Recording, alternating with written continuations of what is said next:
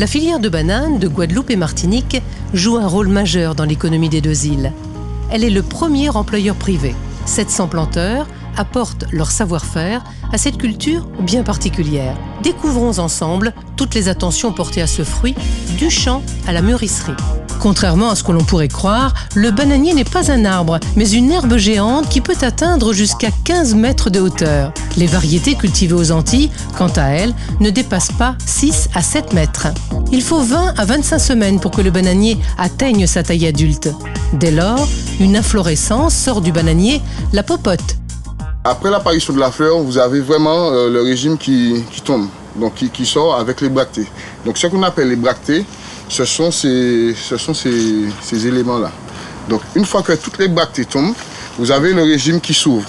Une fois que le régime est bien ouvert, 6 mois après plantation, donc vous avez le comptage. Ce comptage, matérialisé par un ruban de couleur, permet de déterminer la date de récolte.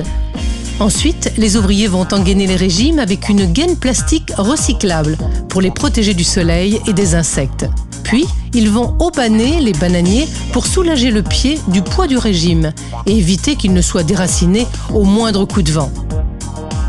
Malgré son apparence, la banane est un fruit très fragile qui nécessite beaucoup de précautions. C'est pourquoi la récolte des régimes se fait à la main. Les régimes sont alors transportés vers une remorque spécialement adaptée appelée le chariot. Arrivés à la station, les régimes de bananes vont être libérés de la gaine bleue protectrice. Puis, méticuleusement, ils vont être épistillés complètement. C'est-à-dire qu'on enlève le reste de la fleur présente au bout de chaque banane. Il faut savoir qu'un régime peut donner jusqu'à 200 fruits. Ils sont toujours cueillis verts. Ce n'est qu'une fois arrivés en magasin que les bananes prendront la couleur jaune que tout le monde leur connaît. Vient ensuite la partie nommée dépatage. On enlève toutes les mains de la hampe du régime à l'aide d'un ustensile spécialement adapté pour les mettre directement à tremper dans un bac de nettoyage à l'eau claire. C'est ensuite le moment d'apposer les stickers. Celui-ci même qui permet d'identifier rapidement la banane de Guadeloupe et Martinique dans les rayons de fruits et légumes. Pour finir, les mains de banane vont être placées dans des cartons renforcés afin de ne pas provoquer de meurtrissure ou d'écrasement. Ce processus de mise en carton est une étape délicate car elle garantit l'arrivée en métropole d'une banane de bel aspect.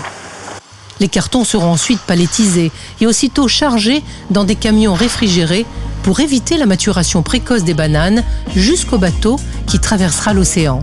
En passant par Fort-de-France, puis Pointe-à-Pitre, la traversée du navire aura duré 10 jours pour 6000 km de distance.